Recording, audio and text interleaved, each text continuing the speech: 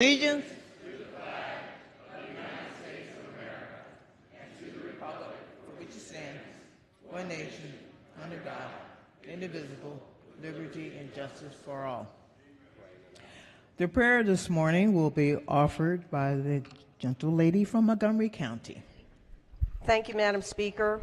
Colleagues, as we go about our work during the warmest February in recorded history, surrounded by our treasured Chesapeake Bay, which is being threatened by pollutants and rising water levels, let us embrace the incredibly important stewardship of our planet that we have inherited. In 1979, Pope John Paul II declared St. Francis of Assisi the patron saint of ecology. Let us now pray his prayer for peace to inspire and center us as we continue our important work for future generations of Marylanders. Let us pray. Lord, make me an instrument of thy peace. Where there is hatred, let me sow love. Where there is injury, pardon. Where there is error, the truth. Where there is doubt, the faith. Where there is despair, hope. Where there is darkness, light. And where there is sadness, joy. O divine Master, grant that I might not so much seek to be consoled as to console, to be understood as to understand, to be loved as to love. For it is in giving that we receive, it is in pardoning that we are pardoned, and it is in dying that we are born to eternal life. Amen. Amen. Quorum call. Madam Speaker.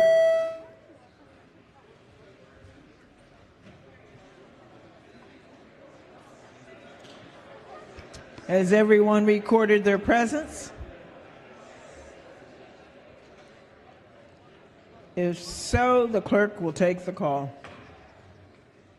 There being 132 members present, the House is now in session. Clerk will read the journal from the previous day. Annapolis, Maryland, February the 15th, 2023. Recognizing the Deputy Majority Leader. Thank you, Madam Speaker. So much be considered the reading of the journal. So ordered, petitions, memorials, and other papers.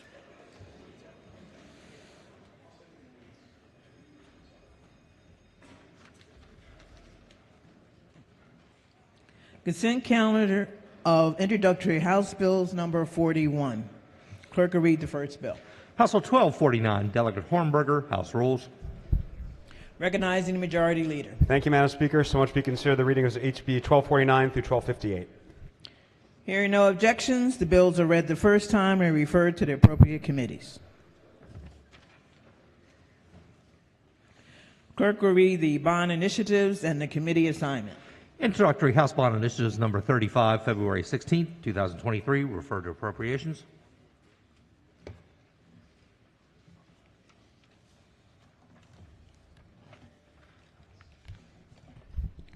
House resolutions.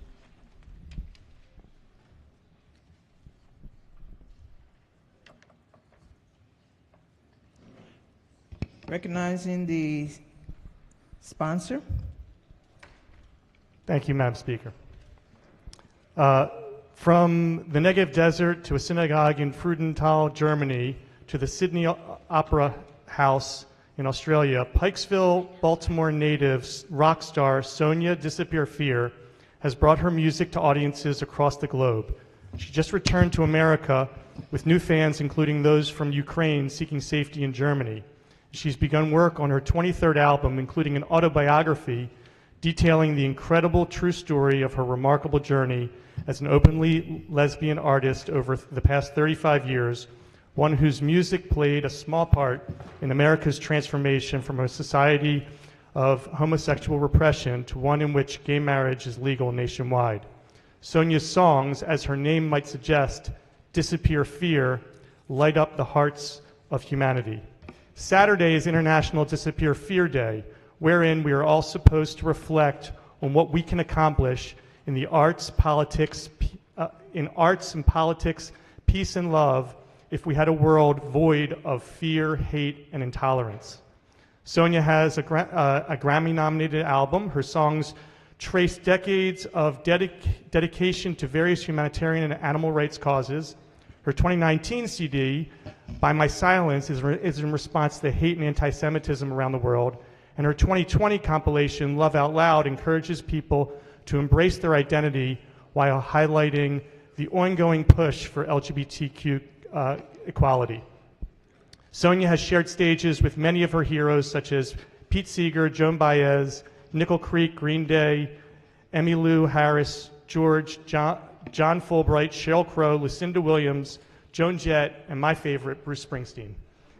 It is a great honor to have Sonia Disappear-Fear here with us today to receive this proclamation. Will the reading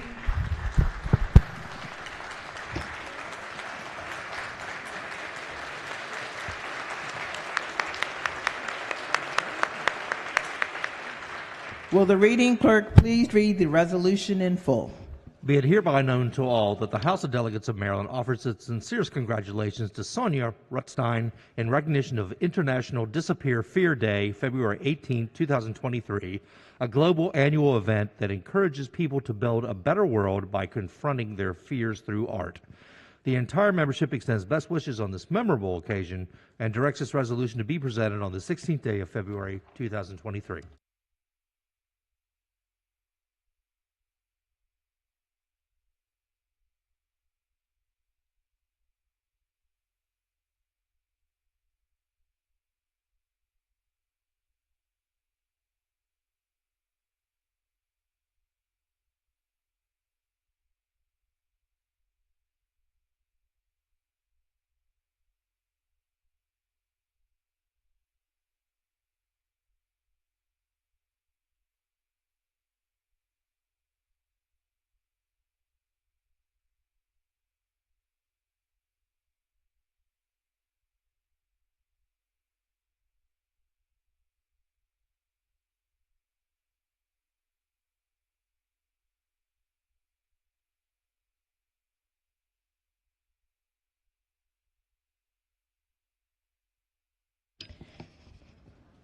House third reading calendar. Oh, excuse me. Quorum call. Madam Speaker.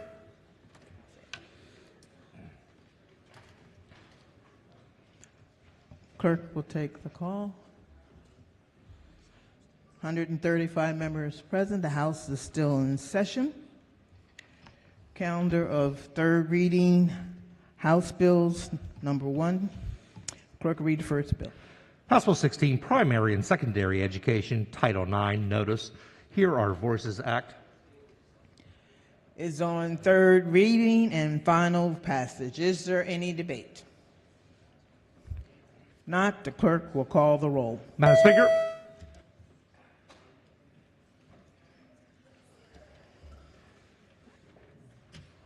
Has everyone recorded their vote? Does anyone care to change their vote? If not, the clerk will take the call.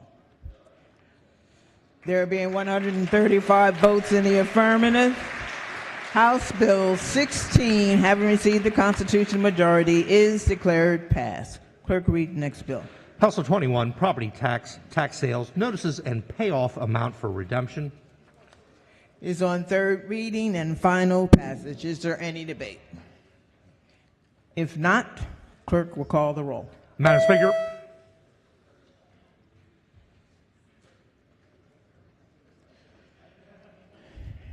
Has everyone recorded their vote? Does anyone care to change their vote? If not, the clerk will take the call. There being 135 votes in the affirmative, House Bill 21, having received the constitutional majority, is declared passed. Clerk will read the next bill. House Bill 43, Property Tax, Tax Sales, Payment of Balance After Foreclosure. It's on third reading and final passage. Is there any debate? If not, the clerk will call the roll. Madam Speaker.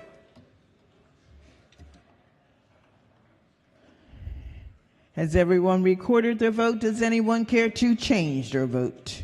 If not, the clerk will take the call. There being 135 votes in the affirmative, House Bill 43, having received the constitutional majority, is declared passed. Clerk, read the next bill. House Bill 57, Property Tax, Tax Sales, Requirement to Sell. It's on third reading and final passage. Is there any debate? If not, the clerk will call the roll. Madam Speaker.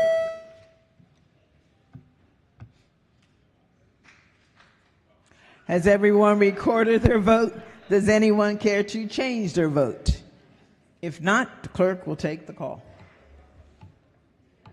There being 135 votes in the affirmative, House Bill 57, having received the constitutional majority, is declared passed. Clerk will read the next bill. House Bill 78, Public Schools Anaphylactic Food Allergies Guidelines. Is on third reading and final passage. Is there any debate? If not, the clerk will call the roll. Madam Speaker.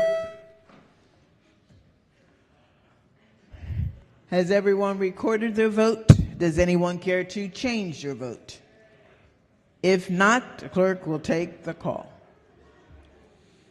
There being 134 votes in the affirmative, House Bill 78, having received a constitutional majority, is declared passed. Clerk will read the next bill. House Bill 83, Property Tax Sales Redemption.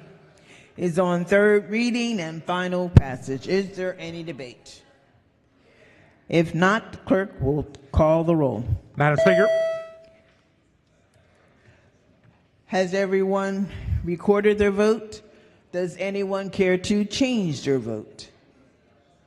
If not, the clerk will take the call.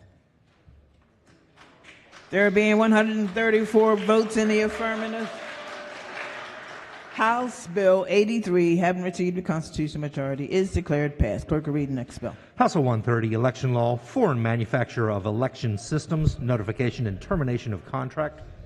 Is on third reading and final passage. Is there any debate? Gentleman from Cal. Thank you, Madam Speaker. I just had a couple of questions about this bill for the floor leader. Floor leader. Hello. Good morning. How are you? Good morning. I'm doing great. I believe we've seen this bill before, and I'm just trying to figure out what the bill actually accomplishes. Thank you so much for the question to the delegate and to the body. What this bill does, it's actually an election security and integrity bill, and it did pass the House and the committee unanimously last year. And what the bill does is it ensures that if there's a foreign manufacturer of any part of our election system that is required to be reported, and that any contract that SBE has, they have to have a termination clause where they can terminate in part or in whole if there's a foreign manufacturer related to our election system. Yeah, that's a great explanation. I appreciate that. Is then why we didn't, as a legislature, decide to go one step further than what the feds required us to do, namely to require the machines themselves and all the parts of them to be built in the United States of America. So this legislation is in line with federal requirements, and it puts us in line with federal requirements. As you may know, Delegate, for most machines, there are parts, especially hardware parts, that are made in other countries. And if we were to make this an American-only piece of legislation, we probably would not be able to have our election system and machine. So we want to make sure that we have access to the critical parts needed to administer our election. No, and I appreciate the explanation, and obviously the bill is a step forward, and it's not like a terrible bill. I'm not saying that. It's just, I just can't figure out what the problem is in the United States of America, and certainly in this state, because we are the legislators of this state. We don't have to like follow the letter of the law of the feds. We can go one step further if we want, and namely require all machines and the parts therein to be built in the United States of America. And I just think that while we could say, oh, I'm sorry, that's not being made here, I mean, we also have a chip problem in the United States of America, right? We rely on Asia to make most of our chips, but we're trying to repatriate them here. And I'm not necessarily sure this bill achieves the goal of repatriating the construction and manufacturing back to the United States of America, which is what we really need to be doing. So it is a step forward, and I appreciate the explanation of the good delegate. Thank you. Madam Speaker. Thank you, Delegate. Thank you, Madam Speaker. Thank you, Delegate, for the commentary. I just would like to emphasize for the body that if this were to be a bill that said American made only, we literally would not have any election machines in our state. So by voting for this bill, we are ensuring that our election security and our election integrity is in place, and that anytime there is a question about a foreign interference or a foreign made part, or especially the software, that we have the ability to terminate that contract immediately, and that we are made aware of it as well. So it's a great bill, again, that passed the Ways and Means Committee unanimously. It passed the floor unanimously last year, and ask for your green vote on this bill. Thank you. Is there any further debate? If not, the clerk will call the roll. Madam Speaker. Has everyone recorded their vote? Does anyone care to change their vote? If not, the clerk will take the call. There being 135 votes in the affirmative, House Bill 130, having received a constitutional majority, is declared passed. Clerk will read the next bill. House Bill 214, Commission on Public Health Establishment. Is on third reading and final passage. Is there any debate? Madam Speaker. General lady from Hartford. Thank you, Madam Speaker. Could the floor leader rise for a few quick questions? Floor leader. Absolutely. Hi, how are you? Good to still see you here. I know we'll lose you soon. Okay, so I'm just looking through this, and I see you have made some good changes. There's now community input meetings. I see that's awesome.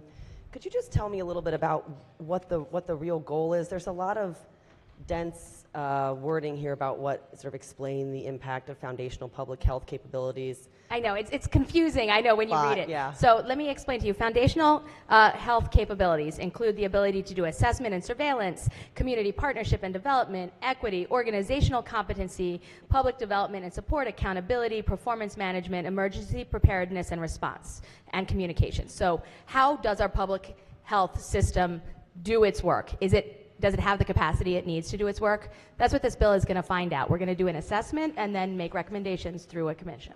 Okay. It's just a commission with a report. Okay, yeah, that helps a lot, actually. So I was, when I first looked at it, thinking that it was kind of a post-mortem on how we did as a state, because I know many of us in this room know that we had a lot of abject failures through COVID. We made a lot of policies that were completely ineffective. I have here the latest Cochrane review. It's a meta-analysis. It's the gold standard of peer-reviewed research that shows all of our masking policies were utterly worthless. So I'm just wondering if we're going to be touching on the failure of masking, of the failure of our mass vaccination plan. It did not work. We were told that the buck stops with us. As soon as I get my vaccine, I can't spread it anymore. That turned out to be an utter lie. So are we going to be doing a real post-mortem assessing not just structurally how to respond, but whether or not our policies were a total failure? So this commission is going to be looking at the capabilities of our public health infrastructure and then making recommendations on what needs to be improved. So it's really, I can read you specifically the language that is in the bill, right? So they're going to be making an assessment. They're going to explain the impact of those capabilities I just told you about, to the need for those capabilities in addressing public health.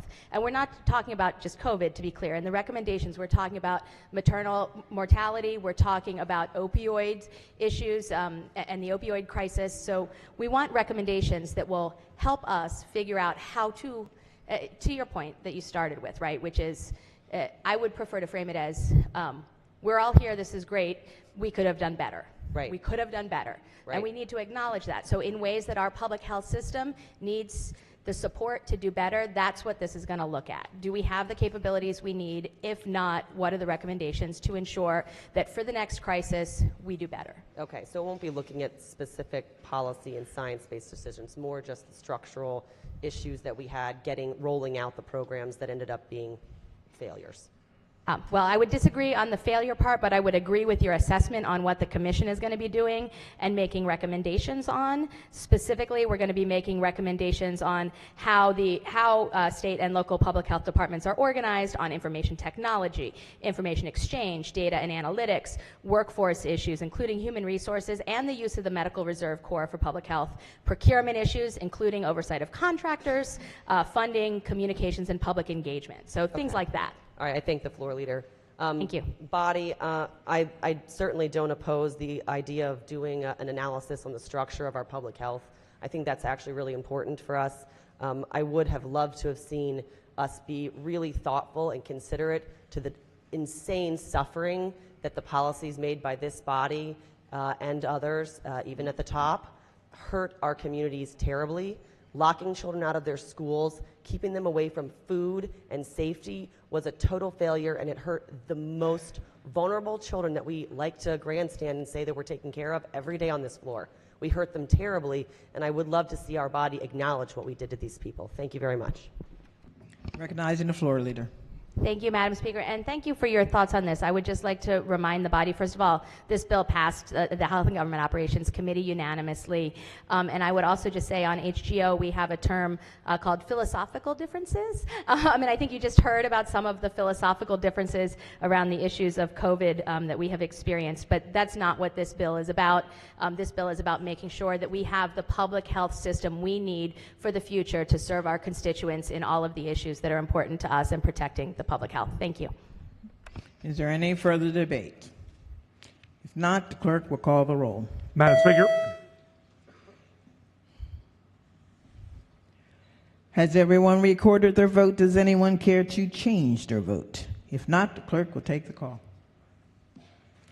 There being 135 votes in the affirmative, House Bill 214, having received a constitutional majority, is declared passed. Clerk will read the next bill. House Bill 279, Prescription Drug Affordability Board, upper payment limits. Is on third reading and final passage. Is there any debate? Recognizing the minority whip. Thank you, Madam Speaker. I have a quick question for the floor leader, if I may. Good morning, sir. Good Floor morning. leader. So I'm reading through the floor system under committee testimony, and I noticed an unfavorable from the Westmore administration.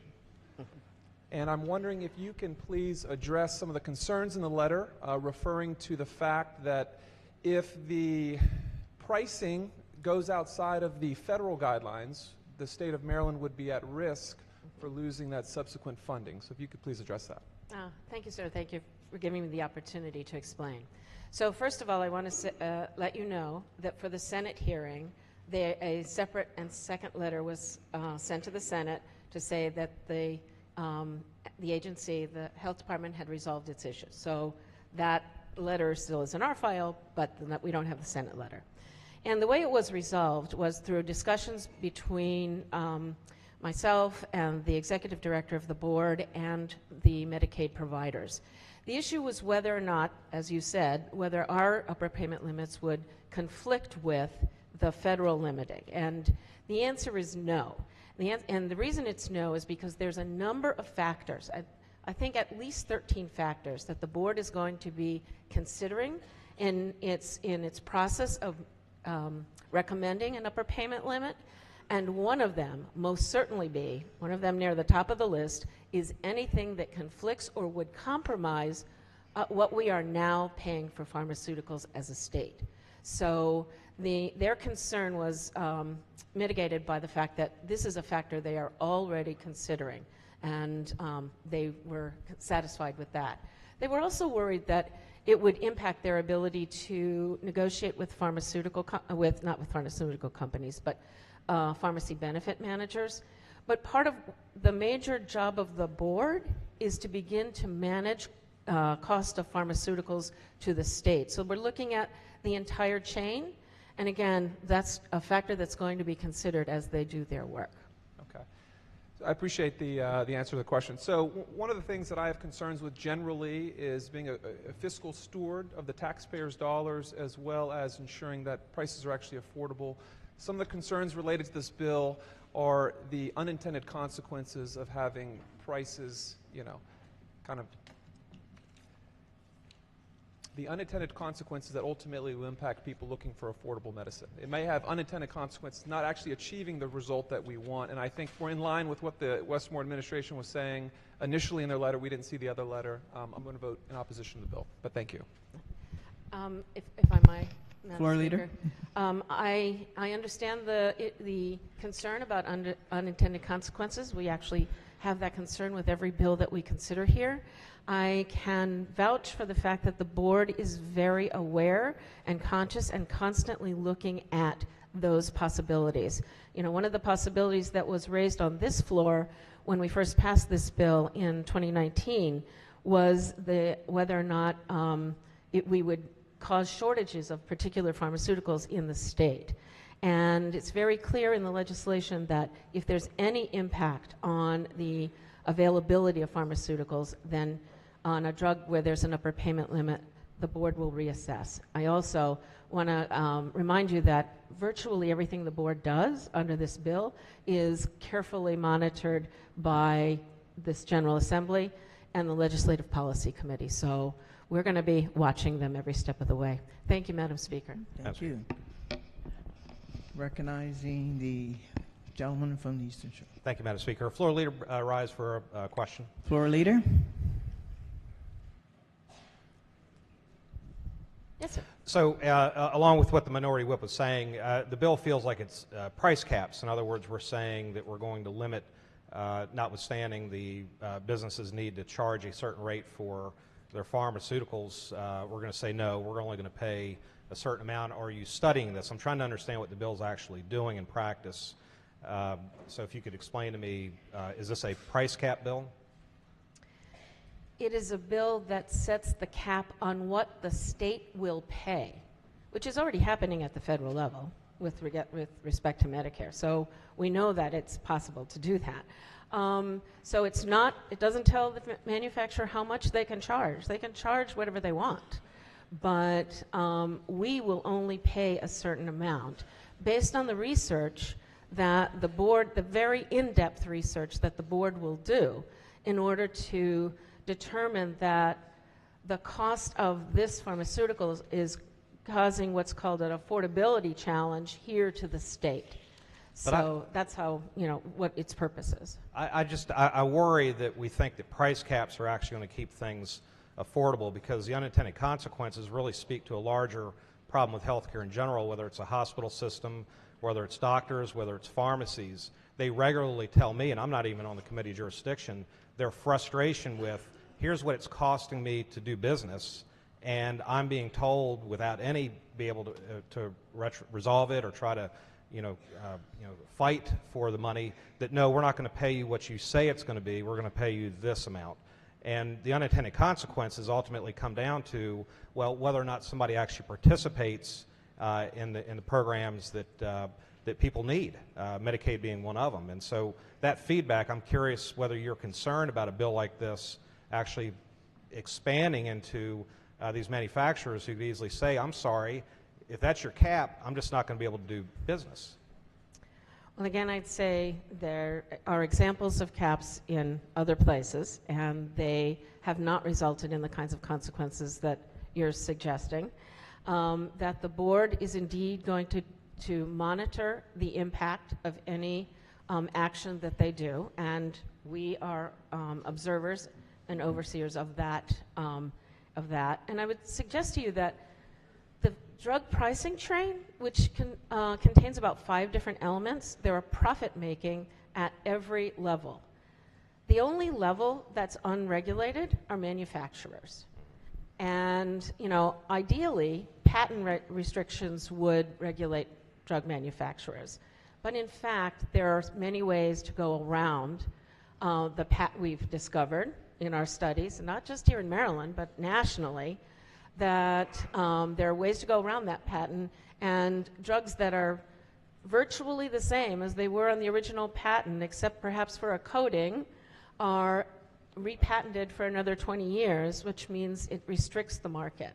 So the competitive market in the drug pricing chain has not succeeded in keeping things affordable. So we need a closer look at that market. Okay, thank you, Floor Leader. Madam Speaker, briefly on the bill, I in my 9 years in service, one of our top constituent complaints are from the providers who get very concerned when they say this is what's going to cost me to do business, and then we turn around and say, well, no, you're not going to get that money, you're going to get what we tell you you're going to get.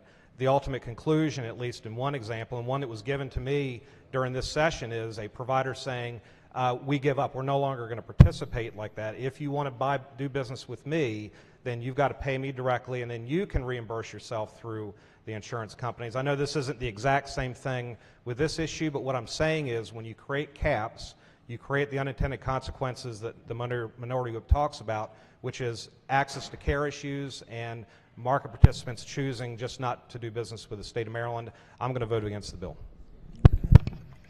Is there any further debate?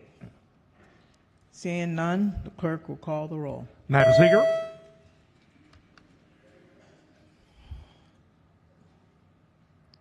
Has everyone recorded their vote? Does anyone care to change their vote? If not, clerk will take the call. There being 99 votes in the affirmative, House Bill 279, having received the constitutional majority, is declared passed. Clerk will read the next bill. House Bill 611, State Board of Nursing, Sunset Extension, Licensure, Exceptions, and Board Operations and Membership. Is on third reading and final passage. Is there any debate? If not, clerk will call the roll. Madam Speaker.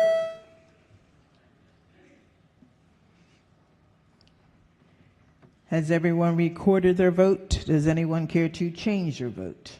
If not, the clerk will take the call. There being 135 votes in the affirmative, House Bill 611, having received the constitutional majority, is declared passed. Madam Speaker. Yes. Vote change. Vote change. For the education of the new members, I'd like to showcase the procedure for a vote change. And that procedure is to stand up and address the speaker, fill out a yellow slip that you have in your desk, and then kindly ask if you can change your vote from yay to nay on HB 279. Thank you, Madam Speaker. You're welcome.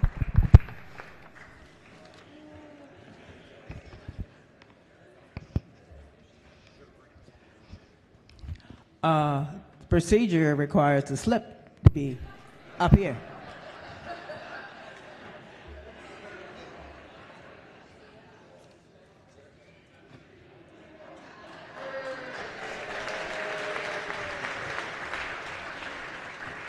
Madam Speaker. Yes. Yes. So this is called following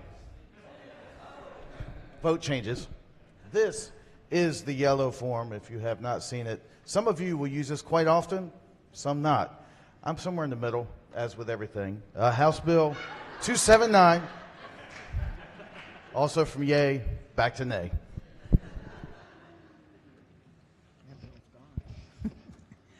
Letters of reassignment. The clerk will read the letter. House Bill 1084, reassigned to Environment and Transportation.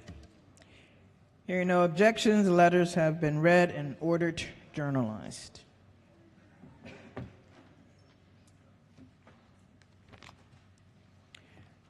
That ends the work at the desk. Committee announcements. Appropriations. Thank you, Madam Speaker. The Appropriations Full Committee will not meet today, but listen for subcommittee announcements. Judiciary. Thank you, Madam Speaker. Ladies and gentlemen of the House Judiciary Committee will be meeting today at 1 o'clock for bill hearings. Environment and Transportation. Wrong button. Thank you, Madam Speaker. The Environment and Transportation Committee will continue public hearings at 1 p.m. Ways and Means.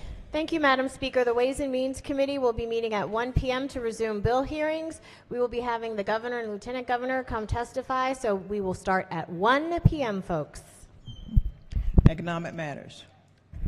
Thank you, Madam Speaker. House Economic Matters Committee will be meeting again at 1 o'clock for bill hearings. 1 o'clock. Thank you. Environment and Transportation. Did I do that already? Yeah, I did. Health and Government Operations. Thank you, Madam Speaker. The Health and Government Operations Committee will meet at 1 p.m. for bill hearings. Thank you. Any subcommittee announcement. Judiciary. Thank you, Madam Speaker. I forgot to mention subcommittee chairs were meeting at 12 o'clock in the committee suite. Okay, 12 o'clock. All right. Any other subcommittees? Education Subcommittee.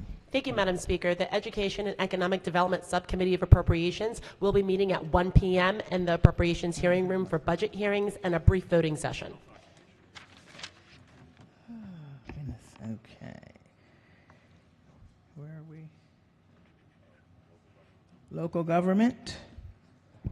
Thank you, Madam Speaker. The Local Government Subcommittee of Environment and Transportation will meet at 12:30 this afternoon for a brief taking up of a couple bills. Public On safety. Zoom. Okay. Public Safety and Administration. Thank you, Madam Speaker. Public Safety and Administration will meet at 1 p.m. in room 145. Okay. Health Ops. Health Ops will meet virtually at 11 for voting session. Transportation. Thank you, Madam Speaker. The Motor Vehicles and Transportation Subcommittee of Environment and Transportation will meet immediately after hearings. Listen for the announcement. Thanks. Vice Chair of the Committee. Criminal law. Thank you, Madam Speaker. The Criminal Law Subcommittee is going to meet at 11 a.m. sharp on Zoom and YouTube for a work session and voting. Thank you. Okay. Any other subcommittee? Okay. Any delegation announcements? Baltimore City. Thank you, Madam Speaker. The Baltimore City delegation will be meeting virtually at 8:30 a.m. Thank you. Baltimore County. Thank you, Madam Speaker. Baltimore County delegation will meet at 9 a.m. virtually. Eastern Shore. Thank you, Madam Speaker. The Eastern Shore delegation will be meeting at 9 a.m. Tomorrow morning on Zoom. Prince George's. Thank you, Madam Speaker. The Prince George's County House delegation will be meeting tomorrow morning, 9 o'clock a.m. via Zoom. And just a fellow reminder, we will be taking pictures on Tuesday, so for everyone, please be prepared for Tuesday to take your pictures. Anne Arundel. Thank you, Madam Speaker. The Anne Arundel County delegation will be meeting on Zoom at 8:30 tomorrow. We will have a voting session. And just a reminder, we also will have our delegation photo after floor tomorrow. Okay. Montgomery. Thank you, Madam Speaker. The Montgomery County House delegation will be meeting on Zoom at 9 a.m. tomorrow. Cecil. Cecil.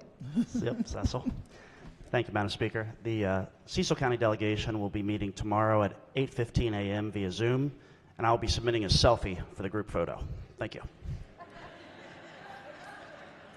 Okay.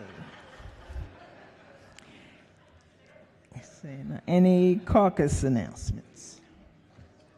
Caucus announcements. Okay. Any personal or guest announcements? Recognizing the majority leader. Thank you, Madam Speaker. The Maryland Mayors Association, representing the Maryland Municipal League and the 157 cities and towns it represents, gathers each winter for a policy and education conference here in Annapolis. The minority leader and I were there with them this morning representing the House. Zach Tyndall of Berlin, Maryland, and over 80 mayors are here this morning with their gold scarves to bring their advocacy efforts to us.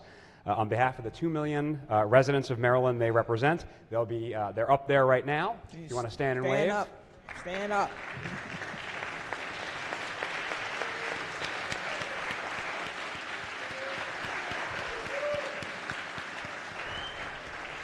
And they'll be outside the State House, Madam Speaker, to talk to all of us after the floor. Thank you, Madam Speaker. Okay. Any other majority? Thank you, Madam Speaker. Colleagues, great conversation on the floor today.